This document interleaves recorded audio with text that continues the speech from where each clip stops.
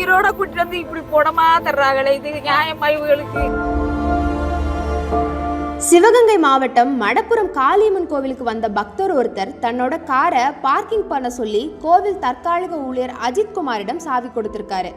அந்த கார்ல வச்சிருந்த நகைகளை காணும்னு சொல்றாங்க. அது தொடர்பா திருப்புவனம் போலீஸ் ஸ்டேஷன்ல புகார் கொடுத்திருக்காங்க.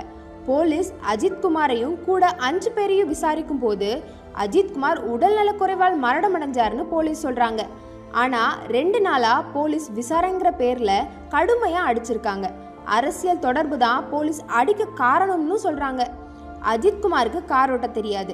அப்படி இருக்கும் போது காரை அவர் பார்க் பண்ணதா சொல்லி அடிச்சிருக்காங்க. மக்கள் எதிர்ப்பு அதிகமானதும் பிரபு, கண்ணன், சங்கர மணிகண்டன், ராஜா, ஆனந்த் ராமச்சந்திரன் 6 கடைநிலை காவலர்களை பலிகட ஆக்கிட்டு உயர் போலீஸ் அதிகாரிங்க தப்பிட்டாங்க. நேரில் பார்த்த சாட்சிகள் இருந்தும் போலீஸ் மேல கொலை வழக்கு பதிவு செஞ்சு நடவடிக்கை எடுக்கல.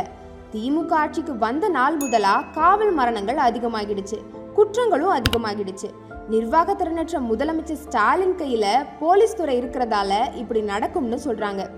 அஜித் குமார் மரணத்துக்கு பொறுப்பேற்று போலீஸ் துறை அமைச்சர் ஸ்டாலின் ராஜினாமா செய்யணும்னு எதிர்க்கட்சிகள் கோரிக்கை வச்சிருக்காங்க.